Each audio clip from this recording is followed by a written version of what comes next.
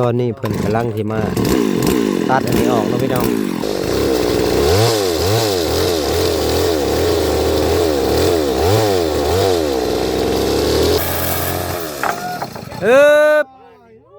เรียบร้อยเสร็จสิ้นเนาะพี่น้องการตัด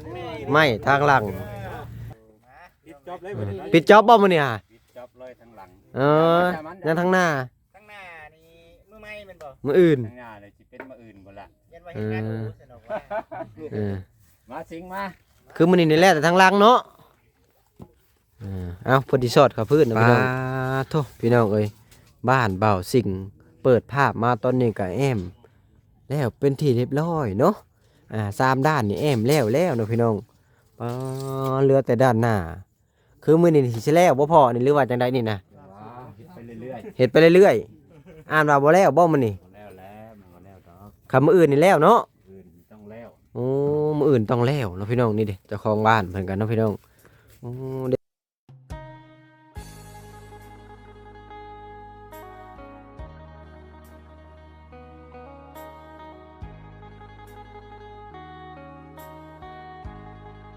เอาพ่อแม่พี่น้องซึ่งเปิดภาพมาตอนนี้ก็สีผ้าสีทะเลคักเนาะพี่น้องเนาะบ้านของบ่าวสิงเพิ่นโอ้ได้ค่อนข้างจะหลายเลยได้พี่น้องเนาะสบายดีสวัสดีพ่อแม่พี่น้อง FC วัดสุขุสู่คนว่าจะเป็นฝั่งไทยฝั่งลาวหรือว่าสิเป็นทางต่างประเทศกันยินดีต้อนรับเข้าสู่ช่อง YouTube บ่าวเอ็นสตูดิโอหรือว่า Facebook แฟนเพจบ่าวเอ็นอีกแล้วเนาะพี่น้องซึ่งเปิดภาพมาตอนนี้ก็มาอยู่บ้านของไอ้สิงเพื่อนอีกแล้วเนาะพี่น้องก็จะเป็นบรรยากาศยามแรงๆเนาะบรรยากาศก็คือว่าเย็นเนาะพี่น้องฟ้ามืดครึ้มขนาดเนาะฝนจิตกมาบ่หรือว่าจังใดเนาะพี่น้องซาที่เบิ่งอากาศนี่น่าจะโอ้เกือบว่าตกพอแล้วบางแอนคิดว่ามื้อแรงเนี่ยพี่น้องเพราะว่าอากาศเย็นเนาะตอนนี้ก็เป็นบรรยากาศ3 โมงกว่าแล้วพี่น้องฟ้าก็ปกคลุมไปมืดเนาะพี่น้องมืดเบิดนี่แหละก็จะมาเบสให้พ่อแม่พี่น้อง FCเบิ่งเฮือนของบ่อสิ่งเพิ่นโอ้เข้ามาแบบนี้คือจังว่าได้หลายเลยนะพี่น้องคือว่าทางข้าง2ข้างน่ะก็แล้วทางหลังก็คือว่าอยากแล้วเลยนะพี่น้องคือว่ายังแต่ทางหน้าเดี๋ยวบ่แอนก็จะเข้าไปอัปเดตให้พ่อแม่พี่น้อง FC เบิ่งก่อนว่าไปฮอดใส่แล้วพี่น้องซาที่บ่แอนคิดว่ามื้อนี้ก็น่าจะเสร็จสิ้นนะบ่แอนคิดว่ามื้ออื่นนี่น่าจะเสร็จสิ้นนะพี่น้องเนาะเดี๋ยวมื้ออื่นก็จะอัปเดตให้เบิ่งแต่ที่แน่ๆนี่มื้ออื่นน่าจะเสร็จสิ้นแหละการอ้อมผ้านะพี่น้องหลังจากนั้นก็น่าจะขึ้นมุงราคานะพี่น้องอีกบ่ดนกะ FC ก็จะเห็นเต็มที่นะพี่น้องเดี๋ยวนี้ก็ประมาณ30ประมาณนี้แหละพี่น้องเนาะก็ฉันก็จะเข้าไปอัปเดตก่อนนะพี่น้องให้พี่น้อง FC เบิ่งเนาะจะได้ก็ขอขอบคุณพ่อแม่ FC ทุกกำลังใจที่เข้ามารับชมและเบิ่งโฆษณาให้บ่าวแอนเด้อพี่น้องเด้อสุขกายสุขใจอยู่ดีมีแห่งเบิดสู่คนเอาพี่น้องก็ฉันก็เข้าไปเบิ่งใกล้ๆก่อนว่าสิเป็นจังไดหลังจากที่เพิ่นแล้วหั่นแหละโธ่พี่น้องเอ้ยงามแท้เปิดภาพมาบาดนี้ปอโตบรรยากาศกลมกลืนกันเลยนะพี่น้องบรรยากาศฟ้ามืดครึ้มฝนตก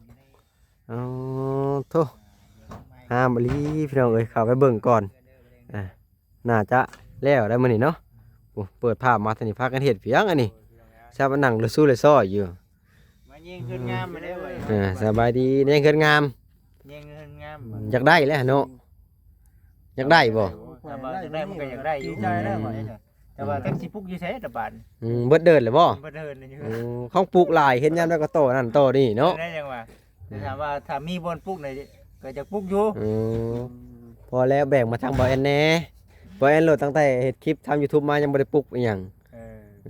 กันแล้วยังบ่ได้ปลูกนี่แต่ว่ามื้อนี้ก็นอนน้ำพ่อน้ำแม่ซื่อๆจังฮู้จักบ่เหตุผลที่เขาบ่ได้ปลูกข่อยบ่มีเงินคือกันเด้คือกันบ่ก็มีอยู่เงินก็ดีในกระเป๋ามันบ่หลายมีว่าสิโจกให้เบิ่งอยู่กินยาได้แต่ว่ามีอยู่นะพี่น้องมันบ่หลายนั่นแหละบ่ได้แต่ใช้บ่ได้ใช้เนาะมันบ่มีเป็นกอกเป็นกำว่าบ่มันจบแล้วพี่น้องเอ้ยเงินน่ะมีแต่มันบ่หลายมีแต่บืนสู้เนาะพี่น้องจากมื้อใดแหละสิได้รถคือหมู่คือคู่นี่อยากได้อยู่ด้วยนี่นะซื้อลอตเตอรี่ใช่แล้วเฮาก็ได้ข่อยก็วางอย่างเดียวนั่นแหละเมื่อก่อนข่อยเคยคิดแบบนั้นนะบ่ได้บ่ได้แม่นอกจากว่าเฮาลองตัดสินใจเองนะคำเหือบ่ออกแม่บ่ได้เงินแม่นเมื่อก่อนเคยคิดภาวนาว่าโอ้ยซื้อเลขถึงเด้อเนาะพอได้รถใหญ่ขึ้นน้ำหมู่ คือข่อยนี่ก็เฮ็ดเวียกอยู่ไทยก็แต่เฮิงได้ก็ยังบ่ได้นะ เจ้าก็ซื้อลอตเตอรี่อยู่ไสกัน อยู่หากอยู่ไทยข่อยอยู่บ่ได้ซื้อเลข เออ ข่อยเฮ็ดเวียกเฮ็ดงานนี่ได้ก็ยังบ่ได้เด้รถใหญ่รถใหญ่ เดี๋ยว อ่า น้องแสดงว่าเขาตัดสินใจเขาเอง แม่ กล้าที่จะเป็น บ่คันมันมีเงินอันเก็บประกันเล็กๆน้อยๆมันก็กล้าอยู่แต่นี่มันบ่มีจักดีนี่ดิ ฝันอยู่เรื่องรถเรื่องล่างเนาะก็อยาก แม่น ความฝันของคนแต่ละคนเนาะพาครอบครัวพาพ่อพาแม่ไปนั่นไปนี่มันสะดวกสบาย เกิดมาสักครั้งหนึ่งอยากตอบบุญแทนคุณเพิ่นเนาะพาเพิ่นไปเที่ยวบ่อนที่เพิ่นบ่เคยไป มีประโยชน์หลาย มีประโยชน์นะพี่น้องบ่เองก็คิดอยู่เลยโอ้เกิดมาสักเดียวอยากตอบบุญแทนคุณเพิ่นพาเพิ่นไปเที่ยว แม่น พาเพิ่นไปชมบรรยากาศร้านอาหารดีๆเนาะ เราเป็นคนทางเบิ่งกันว่าอยู่เด้อบ่ เอากระชั้นกะเจ้าหาบโทรศัพท์เข้าไปข้างในก่อนเด้อโอ้ตุ๊อ้าวสิต้องมาล้างอลีบ่อันนี้คือกึ่งค่ำแท้อันนี้งามแท้บาดนี่โอ้ตุ๊พี่น้องเอ้ยคักอลีพี่น้องเอ้ยงามอลีนี่บรรยากาศครึ้มๆที่เบิ่งแจ้งคักได้พี่น้องเอ้ยเข้ากันคักบรรยากาศแนวนี้เอาเข้าไปทางในก่อนคือว่าแล้วหลายเติบเลยบาดนี้มาบาดนี้ปาโธคือจังหวะแหลมเลยบาดนี้งามเลยพี่น้องเอ้ยให้เบิ่งมุมคักบ่ให้ใช้เลข1ได้นี่มันจะเห็นคักนี่เอาก่อนคือว่าสิแล้วแหละบาดนี้ปาโธข้างนี้ก็แล้วเลยข้างนั้นก็แล้วเลยสบายดีบ่สิงมายืนท่านนี้ดูคือว่าเข้ากันแท้กับพาเฮือนนี่ปอดตุ๊เข้ากันคักอันนี้นี่คักปอดตัวสีเฮือนคักเถอะเนาะเห็นว่าเสื้ออะไรสีฟ้าสีทะเลก็ใส่กับค่ายแล้วเจ้าใส่สีเขียวเนาะสีแล้วหรือบ่มื้อนี้กะว่าแล้วบ่นี่นะเจ้าคิดว่าฮะแล้วหรือบ่แล้วหรือบ่ทางขามบ่น่ะพาไปหับซบมึงหนึ่งวะพาไปเลาะบึงนี่หอนใจแหละนี่ข้างนี่ให้แล้วเนาะปาตัวยังแต่ด้านหลังตัวนี่สบายดีเด้อสร้าง บายดี ปอคือไว้แท้นี่มาวันนี้แล้วเลยทางหลังนี่บ่ได้ท่าคอยจักดีเนาะบ่ถึกได้น่ะเจ้าของบ้านเพิ่นก็เบิ่งเนาะพี่น้องเข้าในโทรศัพท์มันชีงามห่านงามอลีนี่แล้วบ่มื้อนี้หรือมื้ออื่นงามคักเนาะ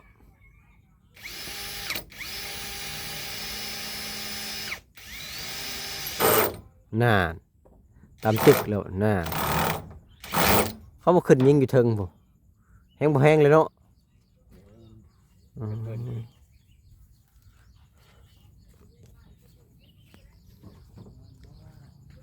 เอ้าพอแม่พี่น้องซึ่งเปิดภาพมาตัวนี้ก็ป้าสีแล้วเปิดอะไรบ้านของไอ้สิงเพิ่นงามขนาดแล้วพี่น้องกลมกลืนกับบรรยากาศโคตรงามเลยพี่น้องเอ้ยพาเลาะก่อนเราเป็นจังไดโอ้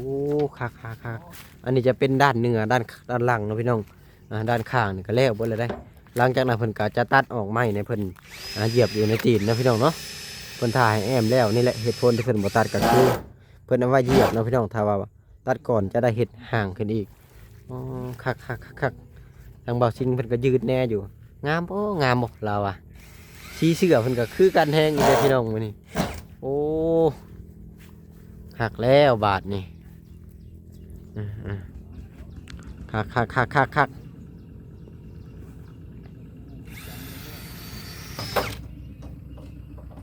อันนี้นี่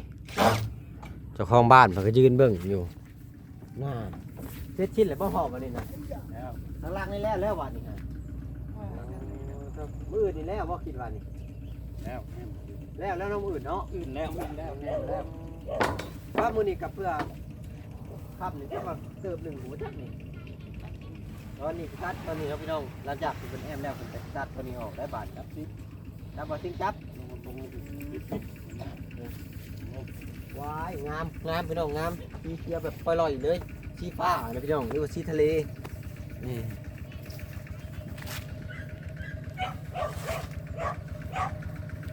โอ้คักเลยเกี่ยงปล่อยเลย เพิ่นใส่บ้านไม้เนาะพี่น้องเพิ่นชื่อมาแล้วบอนบ่ซิง2ผู้สาว FC เป็นห่วงอยู่ว่าบ่ซิงมีผู้สาวความจริงลึกตัวข่อยนี่บอกดูปิ่นบอก FC มาพี่น้าพี่น้ามันบอก FC ตัว FC หรือว่าความจริงเดี๋ยวนี้นะฮะมันเป็นห่วงยันผู้สาวมาหลอกเจ้าความจริงหรืออะไรฮะอะไรคิดเอาให้คิดเอาโอ้คิดยังไงเด้บ้านนี้คิดบอกความจริงหรืออะไรเด้บ้านนี้ให้คิดเอา คิดได้เด้พี่น้องเอ้ยความจริงหรือว่าอะไรให้คิดเอาให้คิดเบิ่งว่าจริงหรืออะไรพอยก็คิดบ่ออกนะว่าจริงหรืออะไรบ้านนี้เอาเลยผู้นี้มาก็เสือก็คือซีบ้านบ่ซิงอีกเลย มันดูดกันได้สิ ดูดกันเลยเนาะซีนี่มันดูดกันมาแฮงเลยเด้อพี่น้องเอ้ยเถอะ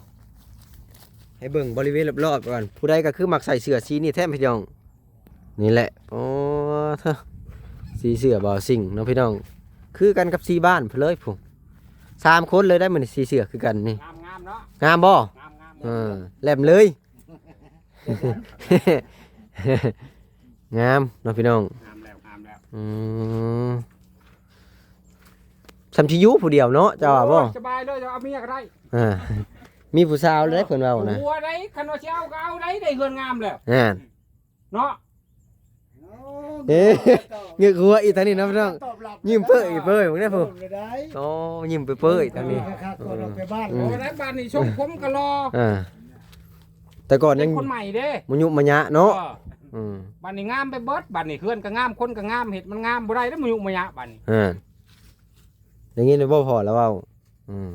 เงือกหัวโลด โอ้ยหาเอาเมียแล้วบ้านนี่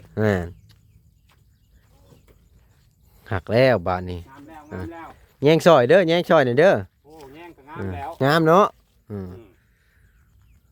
หักแล้ว คันชากเมื่อไรงามบ่งามกับเพิ่นบ่มาแปลงให้ได้บาทนี่ มื้ออื่นก็น่าจะเสร็จสิ้นเนาะพี่น้องข้าวกล้องแห้งสีแจ่มคัก บ้านนี่เฮือนงามคนบ่งามนะ อือ บ่ได้ เหนื่อยแล้ว คนก็สิงามได้บ้าน คนก็แห้งงามแต่งตัวเลยเนาะ แต่งตัวแล้วเพราะว่า อือ มันเป็นคนใหม่เด้เด้ อือ บ่แม่นคนเก่าใด นะพี่น้องเข้ากันกับบรรยากาศแห้งเลย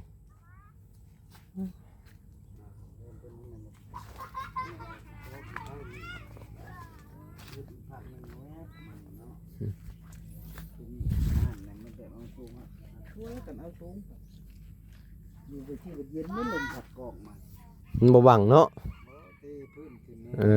นี่ฮะบ่ถ้าฟังเบิ่งเพิ่นนี่แหละเพิ่นที่มีไปใช้ต่อนะ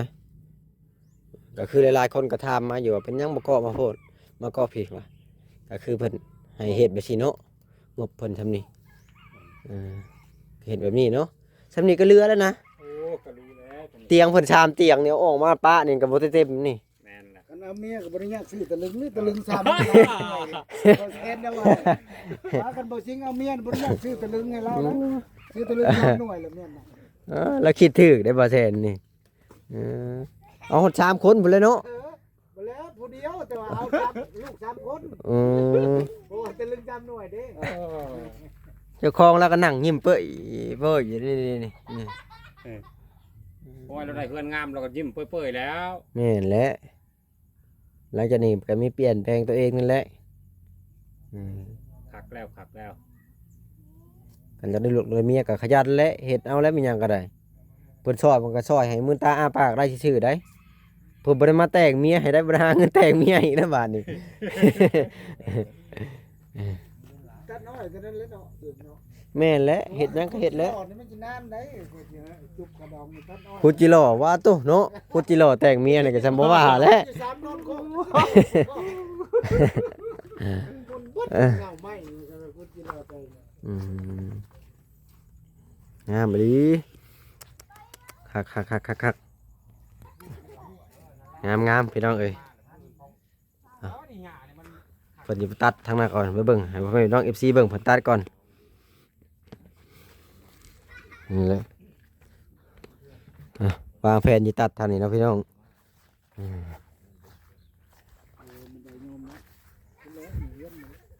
สิใส่เป็นลมบ่มื้อนี้ โถยโถเดือก โถยเกียนซะพ่นสิมาแหละ โอ้ยบ่มาบ่ชิงจม3เดือนเด้อ คนได้น้ำมันจะไปกีดกั้นพ้นใครได้ นะอันนี้ขาดอยู่ตัว โว้ยเอาเลื่อยน้อยให้เกียน โอ้ยมันเลื่อยบ่ได้มันหนีบมัน ไม่เป็นไม่เนื้ออ่อน สิเอาจักสติงบ่เกียนอันนี้ฮะมันจะบ่ดีดมาปาดตัวนี้บ่อย่าว่ามันอีเนาะมันสิตัดได้บ่คือมันบ่จักคาโตจักสติงบ่ จาดอย่างนั้นเลยก็ได้ก็นั่งเอาในปก จวดๆเนาะ เลยแล้วปูความถี่บริหาร ห่างอหลีเนาะ ดิบไม่ดิบเด้ เห็นละปูมือวาดนี่คือมันยังที่หนึงได้ ไม่มันแห้งเนาะ มาเบิ่งมื้อนี้พาดห่างลมหดปูมือผู้วาดนี่จะใช้ไปงัดเพราะว่ามามื้อนี้เพราะว่าถ้ามันเป็นอันนี่เครื่องเปลืองกิ่งๆไปนั่นนี่ ให้ไก่หัน ก็อย่ามันนะพี่น้องจังหน่อยก็ยังปูสาดอีกอยู่ก็มีแต่ว่าให้เบิ่งภาพนี่แหละงามเอารอเพิ่นเอาจักสติงมาก่อนพี่น้องเอ้ยตอนนี้เพิ่นกำลังสิมาตัดอันนี้ออกเนาะพี่น้อง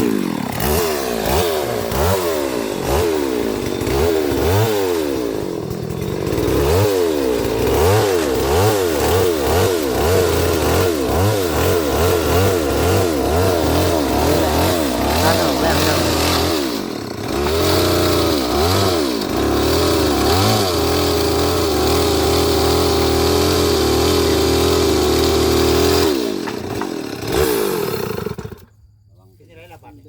น่ะเขามาตัดตัวนี้ออกก่อน ตัดเนาะที่ก็ได้ตัดเนาะ แม่น ตัดอยู่แล้ว เกิดปัญหาเล็กน้อยแล้ว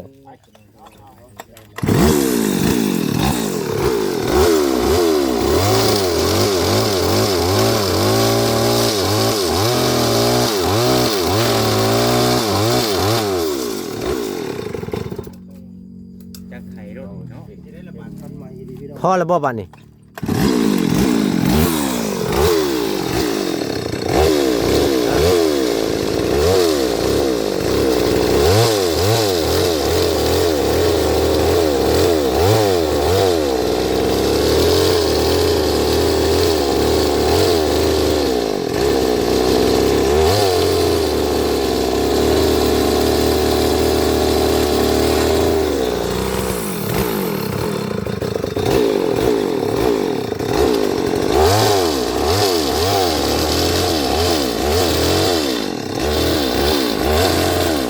บ่จริงเบิ่งก็มาเบิ่งนะพี่น้อง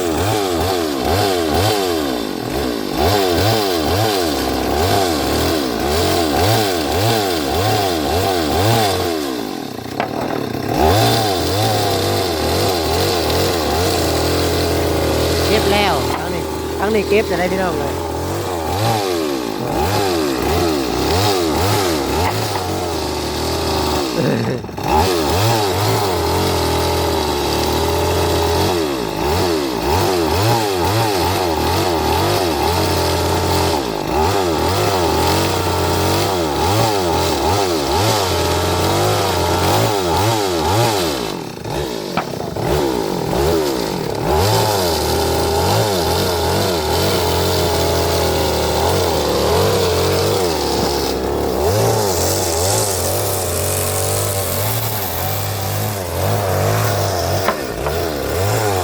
หลังจากที่เพิ่นแอมทางหลังแล้วผมจะตัดออกนะพี่น้องเพราะว่าเพิ่นจะแอมลงมาอีกแผ่นหนึง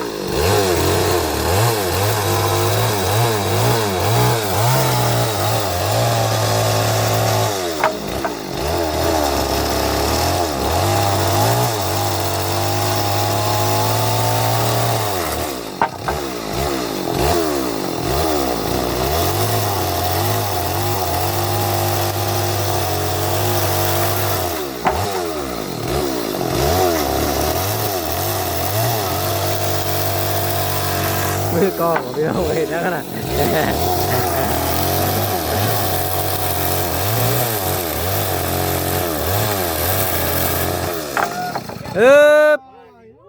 เรียบร้อยเสร็จสิ้นเนาะพี่น้องการตัดไม้ทางหลังเก็บผู้จะเก็บก็เก็บบ่ได้เก็บ แล้วว่าแขนเขาต้นร้อยเรา เพราะว่าเราย่ามันดักเข้าดักออกเด้เท่านี้ก็เก็บเลย ซ่อนกันไว้ได้บ่สิ เก็บนี้เอาไว้พื้นบ้านนี่ ซ่อนกันไว้ เอาไม้ต้นสั้นนี่กาดนี่เพราะว่าเอาไว้เห็ดห้างหิ่งเจ้าเด้ ไม่เงาเขายังทอดใส่ได้ เอาไว้เห็ดห้างหิ่งเจ้าหั่นแหละ ไม่น้อยมากาด เอาไม้ต้นเศษมันได้บ่สิงยังหลายอย่างอยู่คันดอกคันใดเนาะแม่นแหละทุกอย่างหั่นแหละนี่แหละเอาพี่น้องแผ่นสุดท้ายคันไดกาดธรรมดานี่แล้ว3 คันแม่น บานข้างหลังแผ่นสุดท้าย แผ่นสุดท้ายบ่นี่โอ้แล้วมื้อนี้แล้วนี่เนาะ ปิดจอบเลยบัดนี้ ปิดจ็อบบ่มื้อนี้ฮะ ปิดจอบเลยทางหลัง นั่นทางหน้า ข้างหน้านี่มือไม้เป็นบ่ มื้ออื่น ทางหน้าเลยสิเป็นมาอื่นบ่ล่ะ ยันว่าเฮ็ดงานรู้สนุกว่า มาสิงมา คือมื้อนี้นี่แหละแต่ทางหลังเนาะเอาพอดีสอดเข้าพื้นนะพี่น้องพอดีปรับเลยบ่ได้ตัดเลยบ่นี่ฮะ งาออกหน่อยหนึง เงยขึ้น นี่ตัวนี้มันบ่ออกนี่โอ้ตัวนี้เอานั่นเบิดช้ำ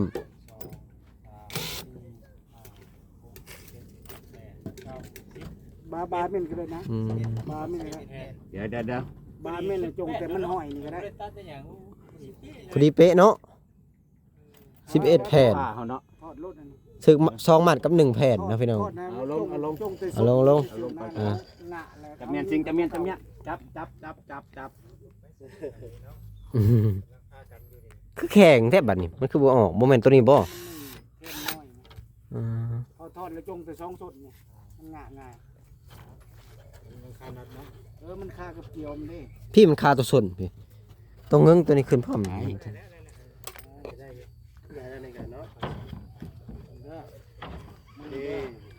เอาลงมา คือก เพีย ลั ง บ นี้ เอาลงมาปกไม้เลย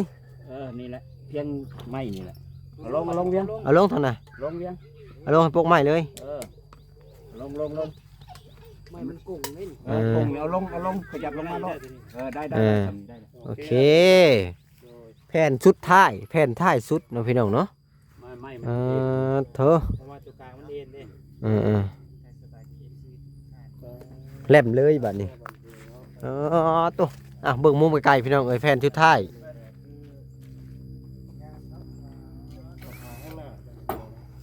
พี่น้องเอ้ยเสียงเปิดภาพมามื้อนี้กับบ้านของบ่าวสิงแล้วเลยได้พี่น้องเอ้ยการแอมผ่าเนาะทางข้างนี่ข้างนั่นก็แล้วเหลือแต่ข้างหน้าน้อยหนึ่งนะพี่น้องซึ่งเป็นแผ่นหนึ่งก็เป็นแผ่นสุดท้ายแผ่นท้ายสุดหรือว่าขั้นตอนสุดท้ายด้านหลังแล้วด้านหลังยังเป็นด้านหน้า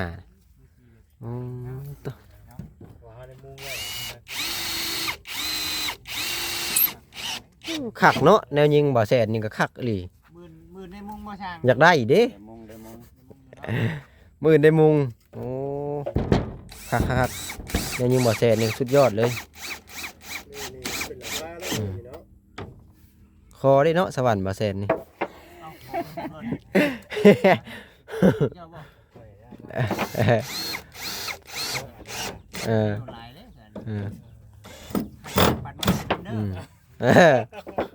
ปันคอยน้ำคอยกับเข้ามาคู่มือกันคอยกระจับซอยได้ก็ค่อยบ่เอาแล้วหัวเพิ่นเด้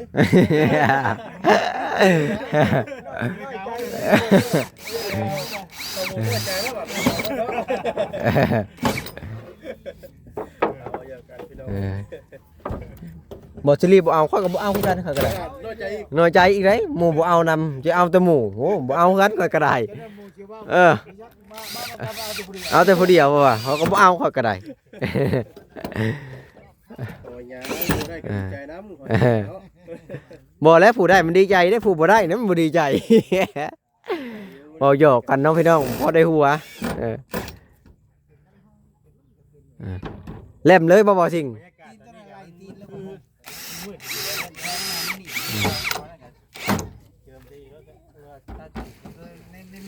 ยังบ่ได้ค่ำได้เนี่ยหาก็3 โมง 4 โมงใส่มันแล้วโลดหรือว่าบ่แล้วบ่นี่ตัวนี้มีแล้วบ่โอ้มีแล้วเนาะเบิ่งหัวดมันก่อนโอ้แน่นเนาะ ตีนตรงงับเทิงนี่ บ่เงียบก็ได้บ่หลุดดอกบ่ มีแต่หนอดเทิงจะมัน บ่หลุด